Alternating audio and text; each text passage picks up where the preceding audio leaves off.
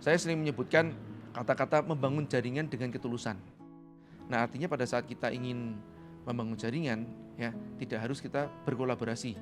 Bisa jadi mungkin kita sekedar give without expecting in return, ya.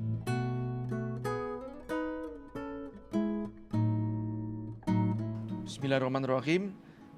Dari Gavin Atria mau nanya, apakah kolaborasi untuk memulai bisnis itu penting? Kalau iya, kenapa Mas J? Nuhun. Nah, kalau kita bicara masalah mulai bisnis, ya, dengan kolaborasi, ini ada dua kata yang harus kita bahas nih, ya. Yang pertama saya bahas duluan, ya. Kolaborasi pada saat mulai bisnis, buat saya tidak mutlak, tidak harus. Kenapa? Karena bisa jadi sesuatu yang membuat kita lambat itu harus kita singkirkan. Ya, kadang-kadang pada saat awal tuh, ya, berbisnis itu kawan-kawan itu cukup susah untuk berkolaborasi dengan orang lain atau alias bekerja sama dengan orang lain. Nah, saran saya malah justru eliminasi faktor-faktor yang membuat kita ketergantungan dengan orang lain. Jadi sebisa mungkin pada saat bisnis pertama kali mulailah dengan diri Anda sendiri dan mulailah segera. Tapi saya tambahin lagi, jika memang kolaborasi membuat Anda lebih cepat memulai bisnis Anda, karena bisnis adalah ketergantungan terhadap faktor lain yang disebut namanya bisnis pelengkap mungkin, atau produknya produk pelengkap atau pasangan. Nah, Anda memerlukan kolaborasi, itu mau tidak mau. Oke, baik. Nah, yang kedua saya bahas tentang sisi kolaborasi itu sendiri. Ya, pada saat kita mau berkolaborasi, nomor satu, apakah kolaborasi itu dipentingkan? Ya, nah tergantung nih gunanya buat apa. Kalau buat saya nomor satu itu adalah bersihkan niat lebih dahulu, ya, dari yang disebut namanya oportunisme, alias kita itu berjiwa oportunis untuk mengenal, ya, orang lain, berhubungan dengan orang lain, membangun jaringan. Tujuannya adalah untuk ayo kita agar bisa berkolaborasi. Kalau tidak bisa berkolaborasi maka tidak membangun jaringan atau tidak silaturahmi. Nah, hal ini bahaya sekali meskipun kelihatannya hal yang sepele. Saya sering menyebutkan kata-kata membangun jaringan dengan ketulusan. Nah, artinya pada saat kita ingin membangun jaringan, ya, tidak harus kita berkolaborasi. Bisa jadi mungkin kita sekedar give without expecting in return, ya. Jadi kita sekedar memberi tanpa berharap balas. Nah, jadi tak harus selalu kolaborasi, ya. Bisa jadi mungkin cukup kita, bro, apa yang bisa kita bantu, kan gitu, ya. Bukan bro, apa yang bisa kita kolaborasikan, ya. Nah, gitu. Jadi semangatnya yang pertama adalah apa yang bisa saya bantu. Tapi kalau ternyata dia punya mutual benefit dengan kita, baru kita boleh kolaborasi. Jika tidak harus mutual benefit, ya. Mungkin benefit buat dia dengan cara saya membantu dia, itu juga benefit buat saya juga. Gitu, ya, teman-teman, ya. Nah, biarkan Allah yang membalas kebaikan kita. Nah, yang kedua, ini nih kolaborasi yang beneran mutual benefit. Harus memenuhi persyaratan, ya. Ada dua macam nih, ya. Ini atau sebetulnya, ya. Yang pertama, lini produknya sama. Oke. Misalkan sama-sama di fashion atau konveksi. Nah, kita kolaborasi yuk supaya kapasitas produksi kita itu terpenuhi dan harganya bisa lebih murah, ya.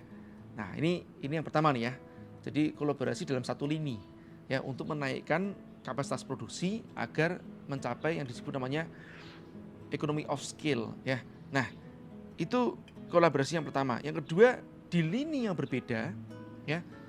Ini kalau istilah saya ini kan dalam ekosistem bisnis itu di lini yang berbeda, tapi target pasarnya sama. Ya, kalau target pasarnya sama, kita sebutkan ini adalah company-company yang punya produk berpasangan dengan produk kita. Oke, ya. Nah, ini penting banget.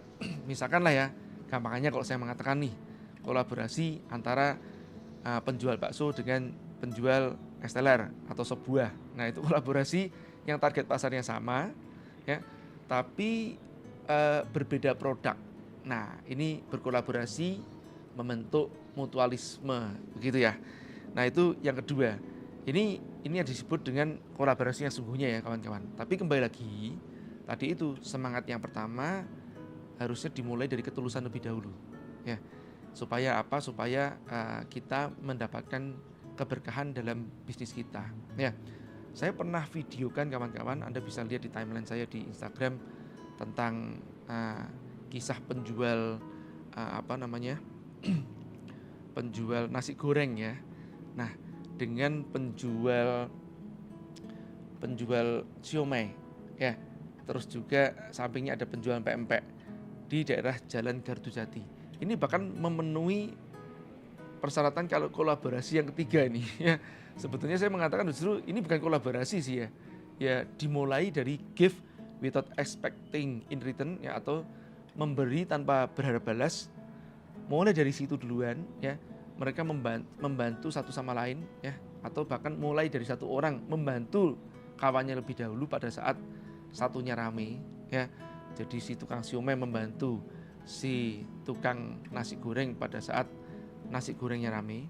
Nah, mungkin terjadi setelah itu, meskipun dengan ketulusan ya, si penjual nasi goreng ini membalas kebaikan si tukang siomay pada saat dia rame pun dibantu. Nah, ini sebetulnya tidak termasuk dalam kategori yang disebut namanya kolaborasi ya. Jadi dimulai dari ketulusan yang akhirnya berbuah persahabatan yang manis. Meskipun dalam satu lini, dalam artian satu lini sama-sama menjual makanan yang mengenyangkan. Ini yang saya sebut sebagai indirect competitor. Sama-sama kompetitor. Ya, kenapa? Karena kalau sudah makan siomay biasanya juga tidak makan nasi goreng, atau sebaliknya, makan nasi goreng tidak makan siomay karena sudah kenyang. Kecuali kalau mereka makannya bersama-sama atau alias sambil saling mencamil satu sama lain. Begitu ya kawan-kawan, mudah-mudahan bermanfaat. Terima kasih.